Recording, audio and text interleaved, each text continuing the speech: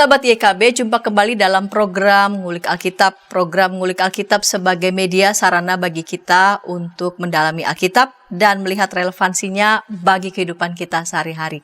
Sahabat, pada episode kali ini kita hendak mengulik bacaan Kejadian 28 ayat 10 sampai 22, Kejadian 28 ayat 10 sampai 22 dengan judul Harga yang harus dibayar. Saya mengajak sahabat boleh berinteraksi di kolom komentar yang sudah tersedia. Untuk mengulik bacaan pada episode kali ini telah hadir di studio Bapak Pendeta Suta Prawira. Salam jumpa kembali Bapak Pendeta. Shalom, salam jumpa juga Pendeta Santiani Rumenta Manurung. Ya, Bapak Pendeta Suta Prawira melayani di GKI Gunung Sahari. Baik Bapak Pendeta, sebelum kita memulai ngulik Alkitab pada episode kali ini, kita berdoa. Silakan Bapak Pendeta boleh memimpin kita dalam doa. Mari Bapak Ibu, saudara-saudara kita menyatukan hati di dalam doa. Bapa Surgawi Allah yang kekal, kami mengucap syukur apabila kami boleh kembali berkumpul di sekitar firman-Mu, kami boleh mendalami apa yang menjadi kehendak-Mu, dan kami boleh berinteraksi satu dengan yang lain demi menemukan apa yang paling hakiki dari apa yang Engkau firmankan melalui Alkitab dan juga melalui perbincangan di dalam ngulik Alkitab pada saat ini. Kami mohon pimpinan penyertaan Roh-Mu yang kudus, agar seluruh proses percakapan ada dalam perkenanan Tuhan dan mendatangkan berkat bagi kehidupan kami semua. Di dalam nama Tuhan Yesus Kristus kami berdoa. Amin. Amin. Baik, saya akan membaca Kejadian 28 ayat 10 sampai 22 dan silakan sahabat boleh membaca Alkitab dari yang sudah sahabat pegang ya, Alkitab ini. Maka Yakub berangkat dari Bersheba dan pergi ke Haran. Ia sampai di suatu tempat dan bermalam di situ, karena matahari telah terbenam. Ia mengambil sebuah batu yang terletak di tempat itu dan dipakainya sebagai alas kepala, lalu membaringkan dirinya di tempat itu.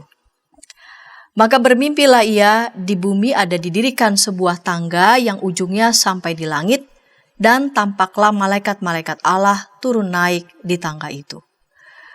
Berdirilah Tuhan di sampingnya dan berfirman, Akulah Tuhan, Allah Abraham, nenekmu, dan Allah Ishak. Tanah tempat engkau berbaring ini akan kuberikan kepadamu dan kepada keturunanmu. Keturunanmu akan menjadi seperti debu tanah banyaknya, dan engkau akan mengembang ke sebelah timur, barat, utara, dan selatan, dan olehmu serta keturunanmu semua kaum di muka bumi akan mendapat berkat.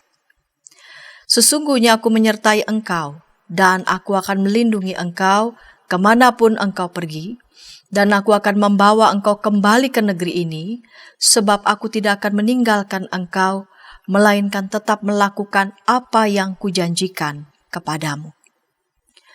Ketika Yakub bangun dari tidurnya, berkatalah ia, Sesungguhnya Tuhan ada di tempat ini, dan aku tidak mengetahuinya.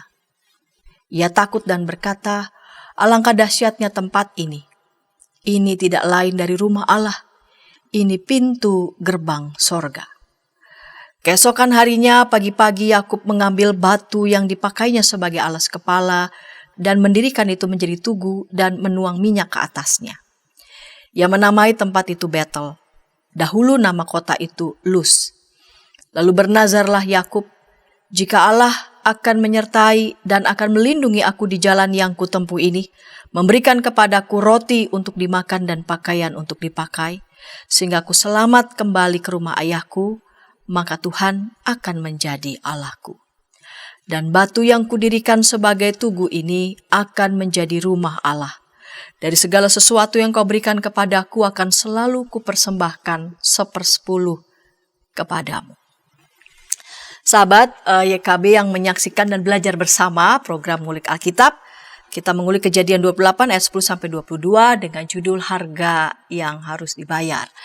Baik, Bapak Pendeta Suta, di segmen pertama ini saya mau mengawali dengan pertanyaan. Bapak Pendeta boleh menceritakan konteks umum ataupun kisah sebelumnya yang melatari begitu ya Yakub berangkat dari Bersheba lalu kemudian ia pergi ke Haran itu? Ya, jadi kalau kita membaca kisah Esau dan Yakub, ini adalah kisah yang sangat menarik, sangat dramatis, dan merupakan sebuah kisah asal-usul, ya, kisah etiologis tentang suku bangsa yang berasal dari rahim yang sama, tetapi mereka bertentangan satu dengan yang lain. Dan suku yang satu jauh lebih kuat dari yang lain. Dan yang menarik, suku yang lebih kuat itu adalah suku yang berasal dari adik bungsu, ya, bukan dari kakak yang sulung, ya. Jadi ketika kedua anak Ishak ini tumbuh menjadi besar, nampak sebuah sindrom anak bungsu, ya. Biasanya anak bungsu atau anak kedua ingin jadi yang pertama. Dan di dalam perkembangannya kita menemukan bahwa ada sosok anak sulung yang tidak menghargai hak kesulungannya, menganggap remeh, sementara ia berhadapan dengan seorang adik yang sangat membanggakan hak kesulungan. Ia tahu itu sangat berarti bagi kehidupannya. Nah, di dalam Alkitab bahwa diceritakan lalu kemudian terjadi transaksi di antara kakak dan adik. Yang satu itu mengambil keputusan atas dasar pertimbangan kepuasan hasrat jasmaniah, ya, kesukaan terhadap makanan, sementara yang satu mengambil keputusan atas pertimbangan betapa pentingnya hak kesulungan bagi kehidupannya. Nah, di dalam transaksi ini dengan mudah saja ia menjual, ya, hak kesulungannya. Ini mau menunjukkan bahwa sang adik selain melihat hak kesulungan itu sangat berarti dalam hidupnya, ia juga memiliki kecerdikan, ia juga tahu kelemahan kakaknya, dan oleh karena itu ia bertransaksi. Jadi dalam hal ini kita melihat sebenarnya Yakub itu tidak salah, ya. Sebab dia sah, dia membeli. Sama seperti sekarang orang-orang Israel yang kembali dari luar negeri, lalu kemudian mereka membeli. Jadi Israel menjadi besar itu karena di awalnya ketika Inggris memungkinkan mereka kembali, mereka membeli daerah satu persatu sehingga menjadi lebih luas. Sampai kemudian mereka berdiri menjadi sebuah negeri. Nah, jadi di dalam kasus ini kita menemukan bahwa si bungsu dia sah sebab dia beli. Yang menjadi masalah adalah bahwa si sulung itu sangat merendahkan haknya. Nah, yang menjadi masalah berikutnya adalah bahwa Ishak tidak tahu bagaimana menerjemahkan, ya, jawaban Tuhan ketika ia mengalami pergumulan yang berat. Sama seperti Abraham mengalami kesulitan untuk mendapatkan keturunan, itu juga dialami oleh Ishak. Dan setelah ia bergumul memohon kepada Tuhan, lalu kemudian Tuhan menjawab. Tetapi ketika Ribka mengandung, ada masalah di dalam kandungan mereka, ya. Sebab bayi itu bertolakan, ya, ada sesuatu masalah yang dihadapi sampai ia mengeluh sekali lagi kepada Tuhan, dan Tuhan memberikan sebuah jawab. 2 bangsa ada dalam kandunganmu, 2 suku bangsa akan berpisah dari dalam rahimmu, suku bangsa yang satu akan lebih kuat daripada yang lain, anak yang tua akan menjadi hamba bagi yang muda. Ya, itu yang dikatakan di dalam kitab Kejadian pasal 25 ayatnya yang ke-23. Nah, jadi pada bagian ini semestinya Ishak bergumul dengan Tuhan. Bagaimana itu bisa terjadi? Sebab dari segi tradisi seorang anak sulung akan mendapatkan berkat kesulungan. Dan kelihatan Ishak juga tidak mempercakapkan dengan Ribka bahwa ada suara Tuhan seperti ini. Bagaimana? Nah, ia tidak tahu bahwa ternyata anak-anak sudah berproses lebih dahulu. Yang satu merebut dengan membelinya. Nah, tinggal sekarang legalitas berkat itu yang sebagaimana lazimnya dilakukan di dalam tradisi pada waktu itu diberikan kepada yang sulung. Ini menjadi masalah antara Ishak dengan Ribka. Nah, Ribka juga tidak bergumul dengan Tuhan. Ia lalu kemudian ia menemukan caranya, yaitu dengan menipu, mengajak anak yang dikasihinya, Yakub, untuk merencanakan sebuah penipuan. Jadi kalau kita melihat di dalam Alkitab, apa yang terjadi dengan Abram di masa lalu terjadi juga di sini. Ya. Abram dulu dijanjikan oleh Tuhan akan mempunyai keturunan yang luar biasa, ya, seperti pasir, seperti bintang. Tapi ketika mereka tidak mendapatkan anak, ya, lalu kemudian mereka mengambil jalan pintas, bahwa Abram menuruti saran dari istrinya untuk mengambil Hagar. Padahal itu bukan jalan Tuhan. Kita menemukan ketika mereka mengalami tantangan yang besar, terjadi kelaparan, dan oleh karena ketakutan, lalu diakuilah istrinya itu sebagai adiknya. Itu cara manusia. Nah, sekarang ketika bahwa Tuhan menyatakan yang satu akan menjadi lebih besar dari yang lain, dan yang jadi lebih besar itu di luar kelaziman sebab dia adalah seorang adik, lalu mereka tidak bergumul kepada Tuhan. Bagaimana caranya bahwa itu terjadi? Sebab di dalam tradisi kehidupan umat Allah Israel, sebagaimana kita tahu, berkat kesulungan itu penting, ya. Sebab itu yang akan menentukan besar kecilnya waris. Itu yang akan menentukan kepemimpinan di dalam kekerabatan. Itu juga yang akan menentukan siapa yang akan menjadi imam di dalam sebuah kerabat. Menjadi sesuatu yang strategis yang tidak dipikirkan oleh orang tua. Jadi masing-masing mengambil jalannya masing-masing. Dan inilah yang membuat bahwa masing-masing akan mempunyai konsekuensi terhadap apa yang dilakukannya. Jadi boleh dikatakan baik Ishak maupun Ribka kurang dapat bisa secara bijak lalu kemudian menggumuli semacam tanda begitu yang sudah ada begitu di dalam kandungannya, bahwa mereka bertolak-tolakan, justru nanti yang tua menjadi hamba yang muda itu kurang digumuli. Apa ya makna tanda itu? Benar. Jadi mestinya kalau mereka mengerti tentang atau menghayati tentang tradisi berkat kesulungan, mereka mesti tiba pada pergumulan itu bagaimana mungkin. Nah, oleh karena mereka tidak bergumul dalam hal ini, maka yang terjadi adalah masing-masing memakai caranya. Ya, Yakub memakai caranya, lalu kemudian Ribka dan Yakub juga bersekongkol menggunakan caranya. Nah, ini yang menjadi cerita yang begitu dramatis dalam kitab Kejadian tentang dua kakak beradik ini. Iya, jadi masing-masing dengan caranya, lalu kemudian kita akan melihat konsekuensi yang harus mereka terima karena jalan begitu ya, yang harus mereka ambil karena konsekuensi dari cara begitu ya, yang mereka lakukan. Mereka berdua mungkin kurang juga sungguh-sungguh menggumuli, dan akhirnya itu tampak dari pola asuh begitu ya kepada kedua anaknya. Dan juga dalam bagian ini sebenarnya status itu sesuatu yang harus dipertahankan dan dijunjung, dihayati. Hak kesulungan itu status itu mesti diperjuangkan, sebab kalau tidak diperjuangkan status itu bisa diambil. Jadi umat tidak Allah, taken for granted seperti itu. Umat Allah Israel punya status sebagai umat pilihan.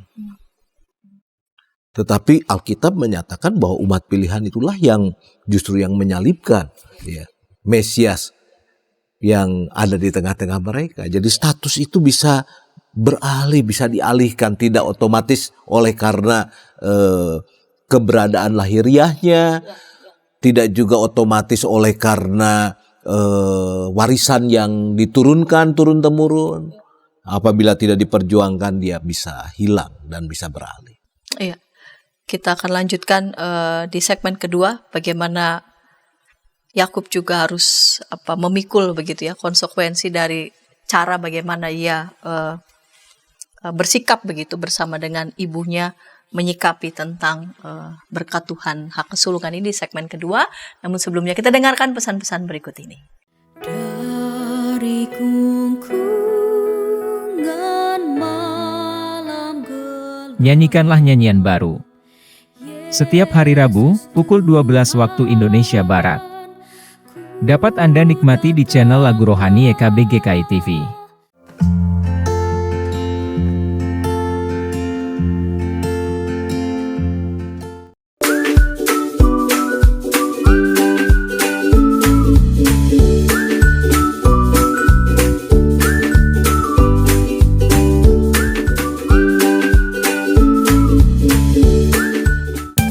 Sahabat, mari dukung pelayanan dan pekabaran Injil melalui YKB dengan membagikan link acara ini kepada sebanyak mungkin orang. Dukungan juga dapat saudara lakukan dengan mentransfer dukungan finansial ke rekening BCA ke nomor 450 305 2990 450 305 2990 atas nama Yayasan Komunikasi Bersama.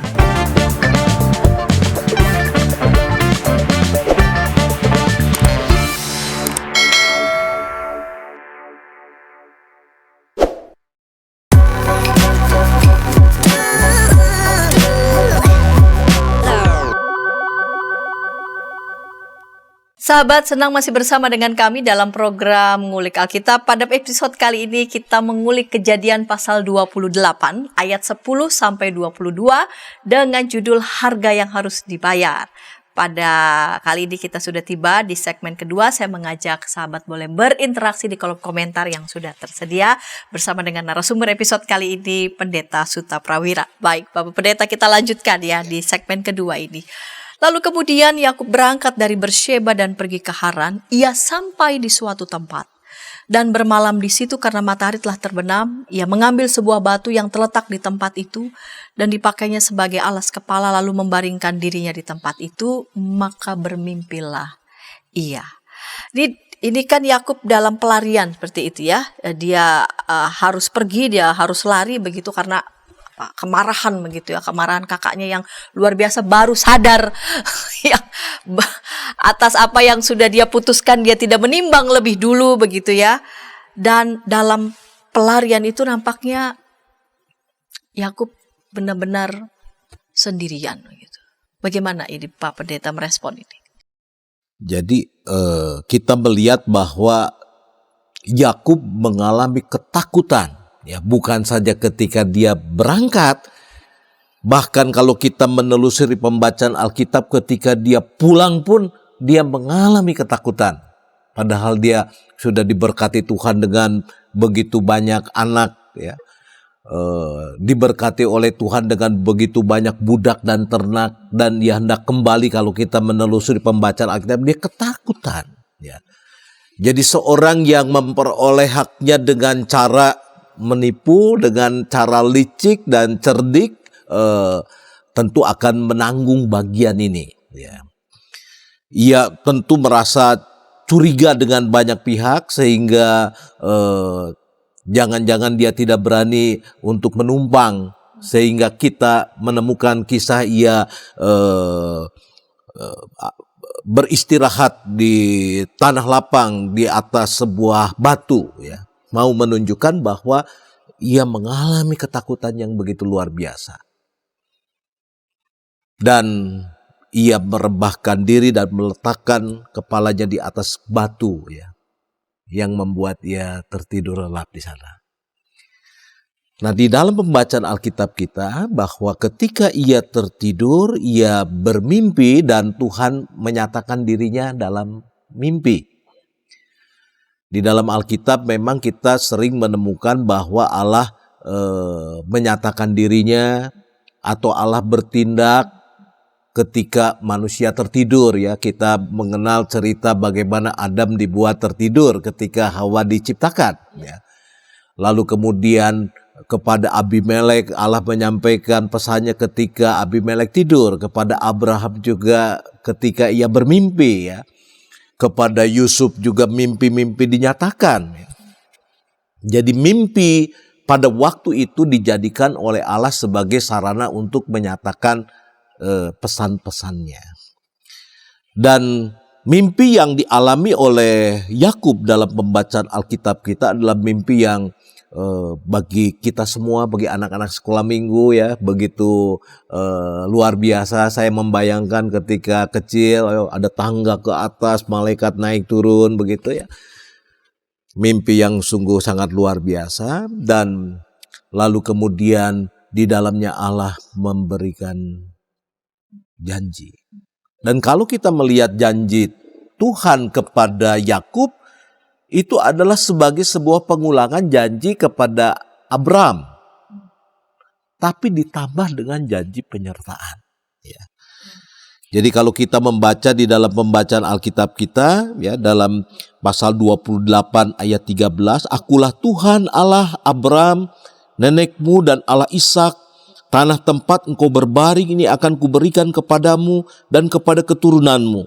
Keturunanmu akan menjadi seperti debu tanah banyaknya, dan engkau akan mengembang ke sebelah timur, ke sebelah barat, utara, dan selatan. Dan oleh serta keturunanmu semua kaum di muka bumi akan mendapatkan berkat. Sesungguhnya aku menyertai engkau, dan aku akan melindungi engkau kemana engkau pergi. Ini janji kepada Abraham. Ya, diulangi. Nah, yang menjadi tambahan dari janji Tuhan dalam penampakan kepada Yakub adalah di bagian akhir dikatakan, dan aku akan membawa engkau kembali ke negeri ini.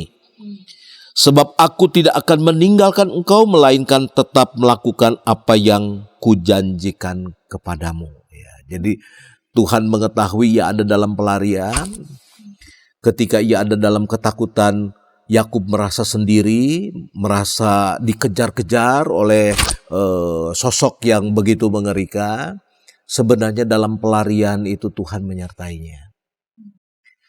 Sehingga dalam pembacaan Alkitab kita ada bagian ungkapan iman yang penting dari Yakub ketika ia bangun.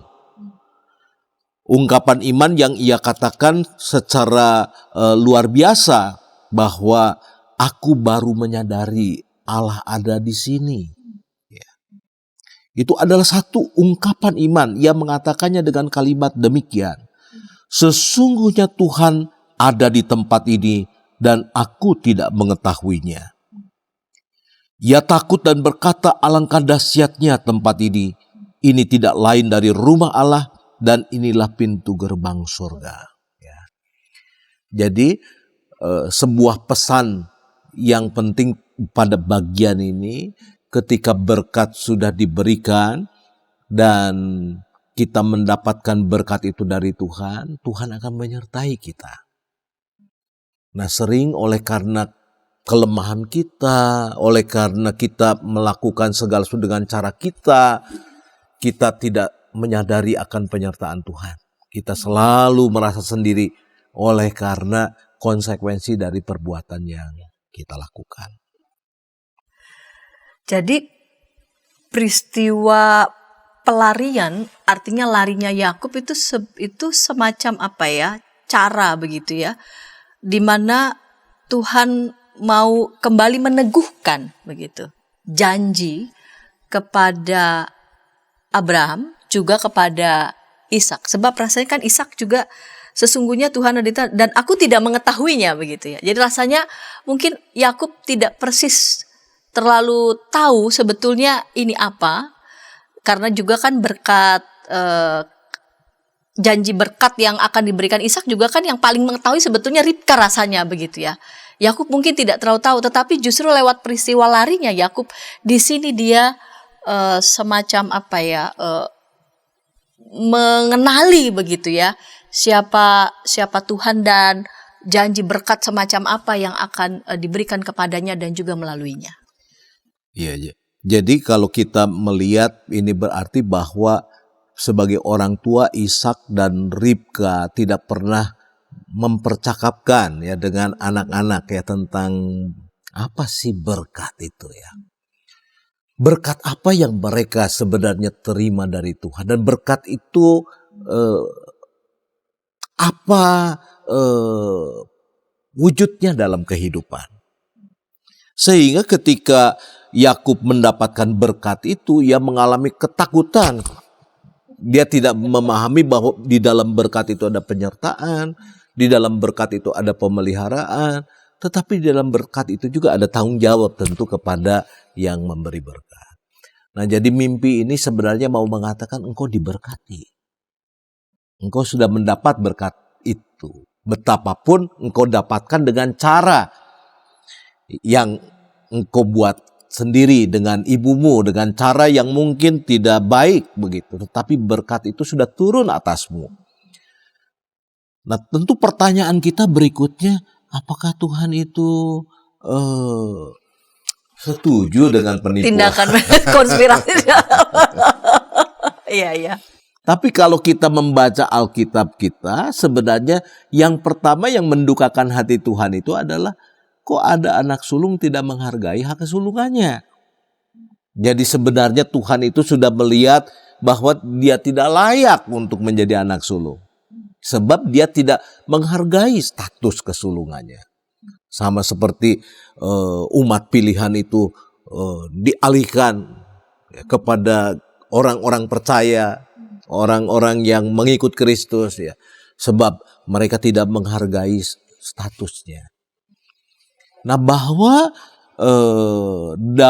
Yakub menggunakan cara yang kurang terhormat begitu, Tuhan yang adil itu memperkenankan Yakub untuk memikul apa yang menjadi bagiannya.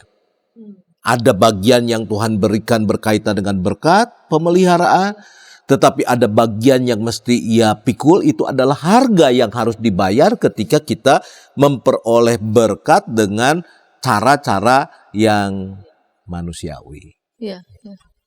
Jadi memang pelariannya Yakub ini juga sebagai cara Tuhan nanti yang akan membentuknya justru ya.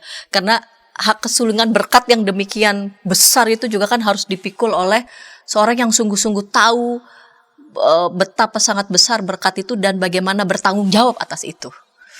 Ya, jadi di dalam pelarian itu juga kita melihat bahwa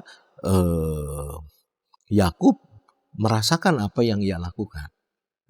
Bagaimana ia ditipu oleh pamannya. Harus bekerja berkali lipat ya.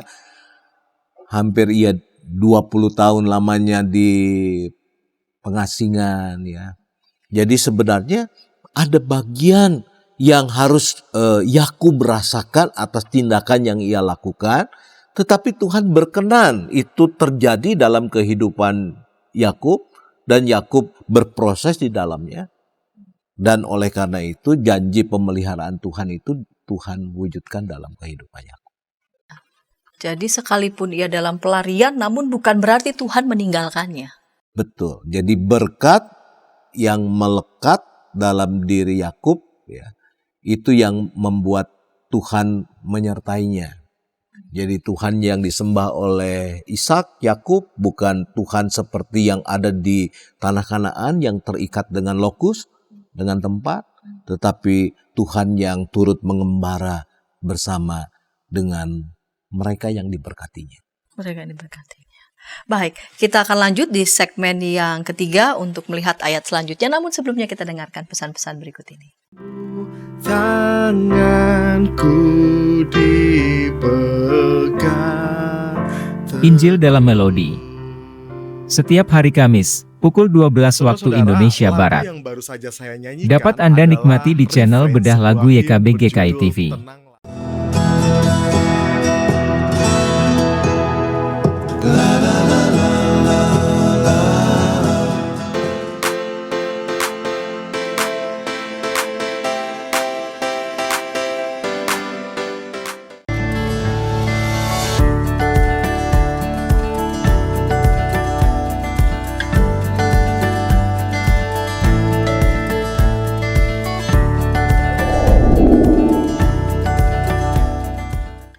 Sahabat, mari dukung pelayanan dan pekabaran Injil melalui YKB dengan membagikan link acara ini kepada sebanyak mungkin orang. Dukungan juga dapat saudara lakukan dengan mentransfer dukungan finansial ke rekening BCA ke nomor 450 305 2990 450 305 2990 atas nama Yayasan Komunikasi Bersama.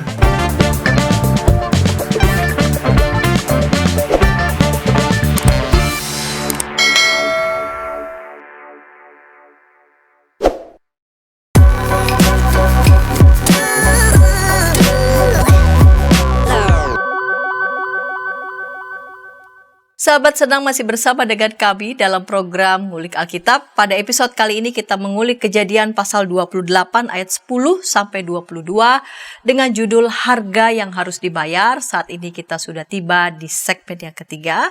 Saya mengajak sahabat boleh berinteraksi di kolom komentar yang tersedia dengan senang hati. Narasumber pada episode kali ini, Bapak Pendeta Suta Prawira akan merespon tanggapan maupun juga menjawab pertanyaan dari para sahabat. Kita lanjut di segmen yang ketiga ini ya, Bapak Pendeta. Di ayat selanjutnya, ia takut dan berkata, alangkah dahsyatnya tempat ini tidak lain dari rumah Allah, ini pintu gerbang sorga. Ini pengakuan Yakub. Lalu keesokan harinya pagi-pagi Yakub mengambil batu yang dipakainya sebagai alas kepala dan mendirikan itu menjadi tugu dan menuang minyak ke atasnya.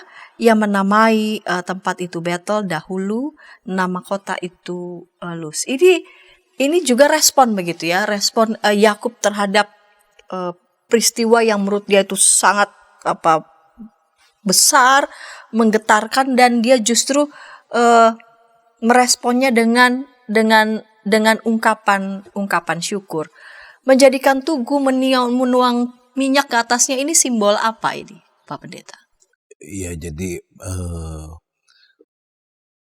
semacam inisiasi penahbisan ya. Jadi pengurapan ya, biasanya pengurapan itu untuk raja, untuk imam, untuk nabi ya. Jadi menuangkan minyak di atas sebuah batu sebenarnya sebuah proses inisiasi untuk meneguhkan bahwa tempat ini bukan lagi tempat yang biasa. Sama seperti seseorang diurapi sebagai imam, seseorang diurapi sebagai raja, bahwa dia memang manusia biasa, tetapi dia bukan sekedar manusia biasa. Ini adalah tempat yang biasa, sama seperti tempat-tempat lain, tetapi tempat ini menjadi tidak biasa, sebab ini adalah tempat Allah menyatakan kehendaknya, menyatakan janji pemeliharaannya, dan juga menyatakan pelbagai tentu titah-titahnya dalam kehidupan. Jadi tempat di mana seseorang dijumpai oleh Tuhan, lalu kemudian diteguhkan oleh Yakub sebagai sebuah rumah Allah. Ya. Jadi sebenarnya kalau dikatakan rumah Allah, mungkin kita terlalu sombong gitu ya kalau kita mengatakan rumah Allah ya. Sebab Ya. Siapa itu Allah gitu. Allah Ya. itu rumahnya itu begitu besar ya. Iya. Oleh karena itu kalau kita melihat di dalam Alkitab sering kita menemukan istilahnya tidak lagi menggunakan rumah Allah tapi rumah doa. Ya. Sebab kalau disebut itu rumah Allah, maka seolah-olah mempersempit pemahaman bahwa Allah itu ya. Tetapi kalaupun mau dilihat dari sudut pandang lain, ketika itu disebut rumah Allah, bisa jadi Tuhan berkenan untuk tinggal di dalamnya sebagai bentuk perendahan diri.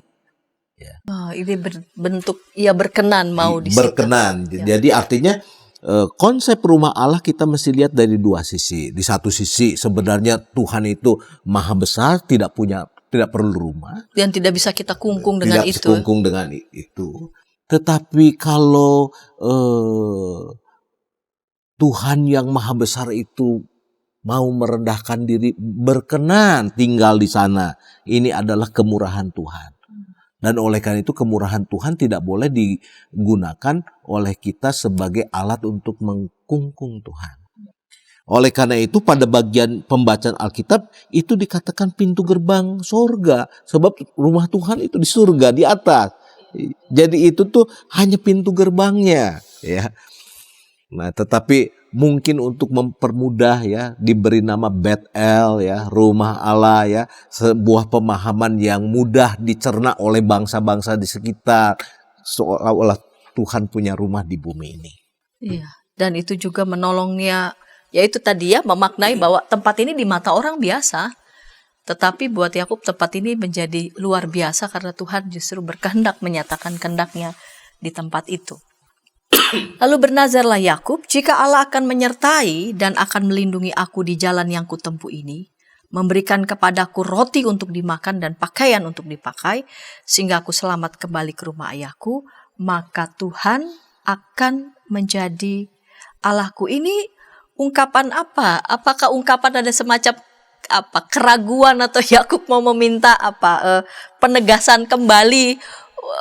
Yakub merasa ini betulkah sungguh-sungguh Tuhan menyertainya begitu? Karena ketika dia dalam pelarian dia juga mungkin juga bingung, ini kapan pulang, masih bisa pulang atau tidak begitu. Jalan yang di depan yang akan dia tempuh juga dia seperti apa nanti begitu hidup saya. Jadi ia sadar bahwa cara yang dilakukannya itu keterlaluan. Ya, artinya menjebak kakaknya yang ya itu juga salah kakaknya ya. Iya, menjebak kakaknya untuk kakaknya merebut haknya, sehingga di antara mereka berdua sebenarnya kalau dituntut kan kesepakatan kita. Nah, cuman masalahnya bagaimana ia merebutnya dari ayahnya itu yang dengan menipu. Nah, ini yang membuat Yakub mengalami ketakutan. Nah, oleh karena ia mendapatkan berkat itu dengan cara yang tidak lazim ya, dengan cara yang menyakitkan hati Ishak, ya, ayahnya menyakitkan hati kakaknya begitu.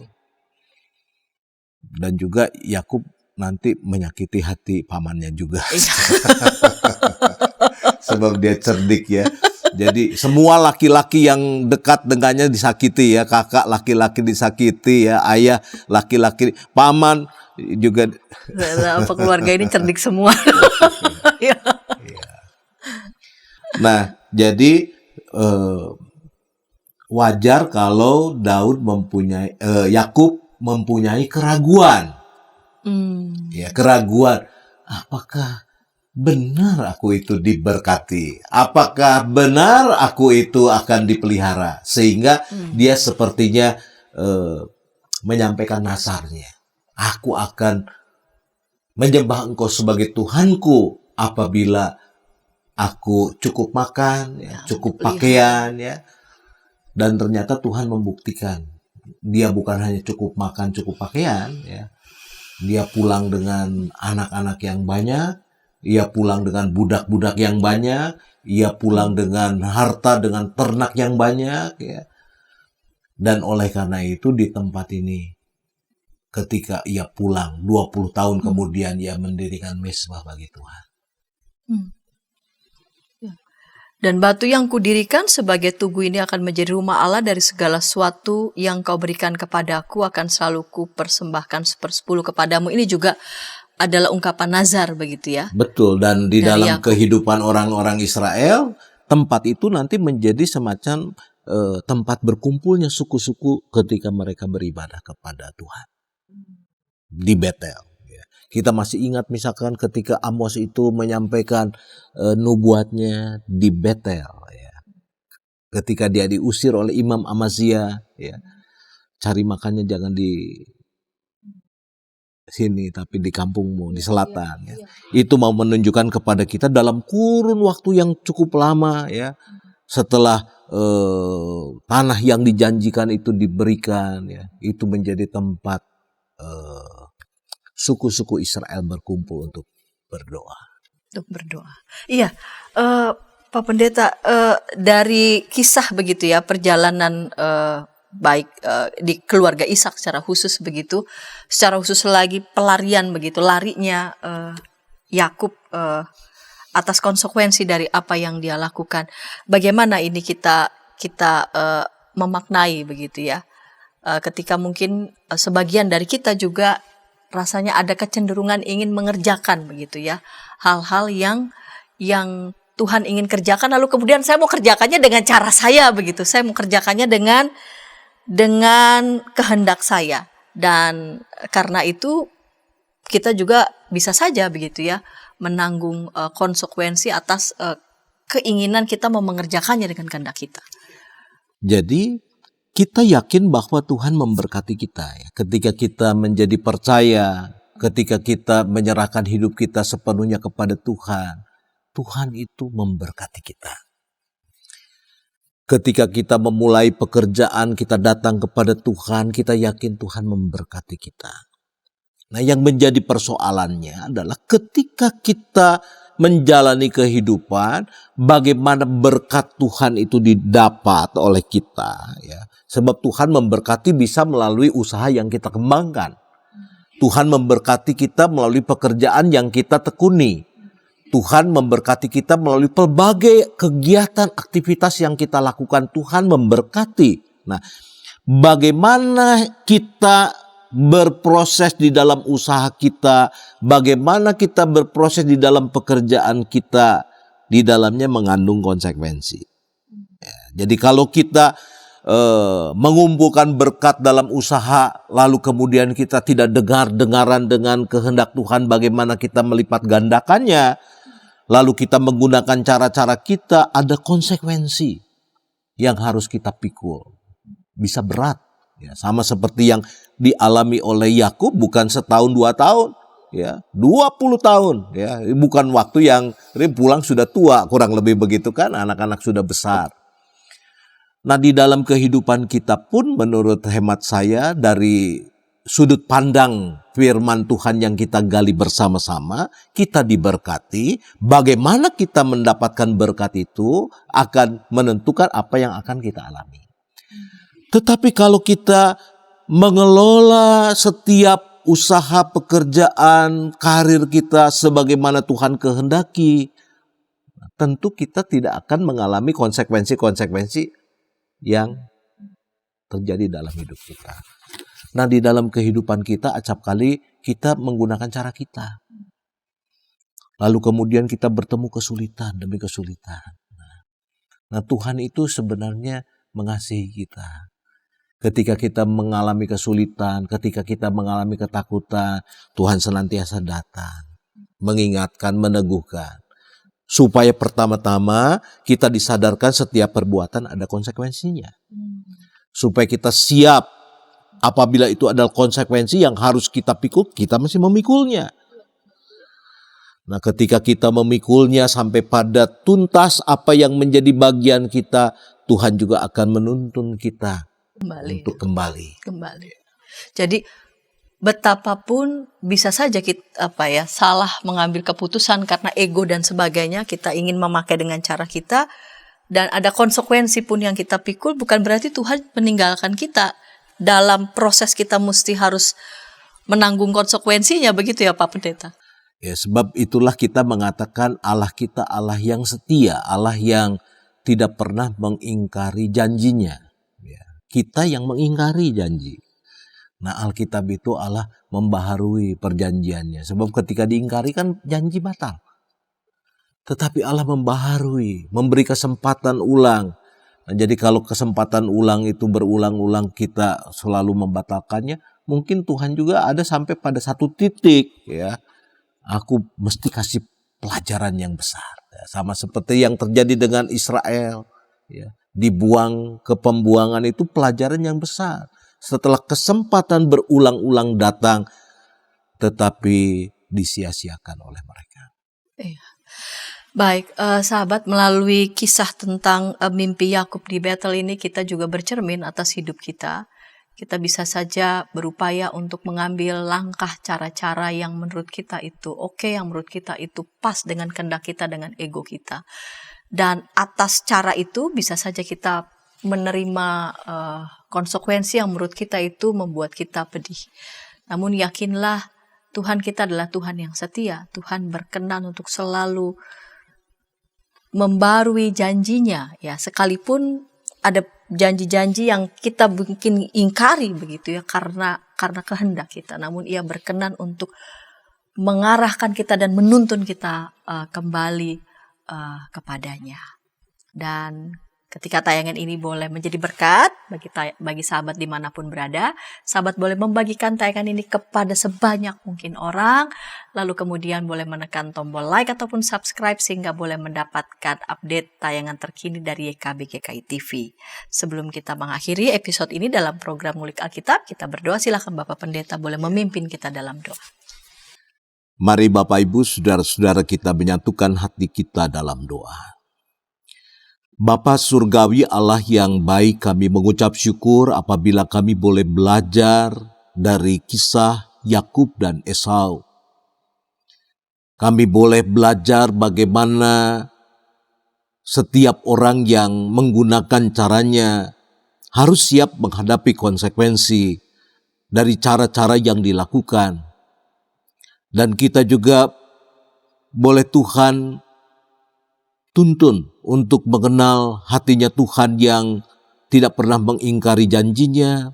Ketika berkat diberikan, Tuhan menyertai, menuntun, menguatkan, dan memampukan kita semua untuk memikul setiap konsekuensi beban berat dalam kehidupan ini. Biarlah ya Bapa, bagian firman Tuhan ini boleh menuntun kami semua untuk hidup di dalam jalan yang Tuhan tentukan, untuk menjadi saluran berkat bagi banyak orang. Di dalam nama Tuhan Yesus Kristus kami berdoa dan mengucap syukur. Amin. Sahabat, mari dukung pelayanan dan pekabaran Injil melalui YKB dengan membagikan link acara ini kepada sebanyak mungkin orang. Dukungan juga dapat saudara lakukan dengan mentransfer dukungan finansial ke rekening BCA ke nomor 450 305 2990 450 305 2990 atas nama Yayasan Komunikasi Bersama.